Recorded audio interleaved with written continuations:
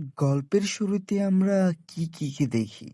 যে কিনা একটা লোককে ধাক্কা দিলে সরি বলে।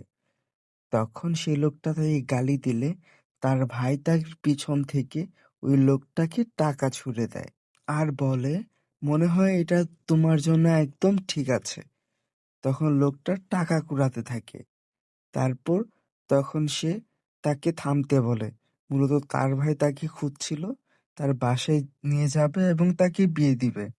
কিন্তু সে বলে যে আমার বিয়ে হয়ে গেছে। কিন্তু তার ভাই বলে, "না, আমাদের পছন্দের ছেলেকে বিয়ে করতে হবে। কারণ ওই ছেলেটা ভালো না। তোমার বিয়ে মিস্টার জেমসের সাথে হতে চলেছে।" কিন্তু সে সরাসরি না বলে দেয়। সে ফলো না করতে বলে দেয় আর সেখান থেকে চলে যায়। তারপর আমরা কিকিকে দেখি, যে কিনা সেখানে তার হাতে ফুল নিয়ে বলছিল, "আজ আমাদের ওয়েডিং সিরিমনি। অ্যান্ড আজকে আমি আমার বয়ফ্রেন্ডকে প্রপোজ করব, মানে আমার হাজব্যান্ডকে।" তখন সেখানে মিস্টার জেমস চলে আসে আর তাকে বলে সে কি কোনো কাজ করতে চায় কিনা। তখন কিকি বলে যে আমার একটা জবের প্রয়োজন। তখন জেমস বলে যে এর বদলে তুমি কত টাকা নিবে। তখন কিকি বলে যে তুমি যত টাকা দিবে তত টাকায়। তখন সে নির্দিষ্ট একটা টাকা বলে আর তাকে বিয়ে করতে নিয়ে যায়। এটা শুনে সে বলেছে যে আপনি ভুল মানুষকে বেছে নিয়েছেন, কারণ আমি অলরেডি বিবাহিত।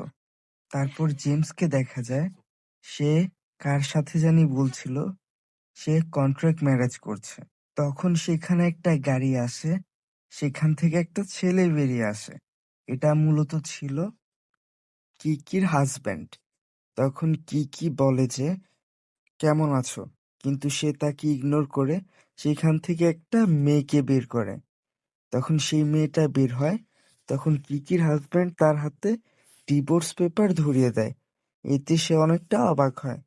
তখন কিকি বলে, তুমি কি আমাকে ডিভোর্স দিতে চাও? তখন তার হাজব্যান্ড বলে, হ্যাঁ, আমি তোমাকে ডিভোর্স দিতে চাই কিকি। এটা শুনে তার মাথাটা গরম হয়ে যায় আর বলে যে, জানো, তুমি যে বড় বড় প্রজেক্টগুলো পাচ্ছ সেটা আমার জন্যই। এটা শুনে তারা হাসতে থাকে আর বলে, তোমার জন্য?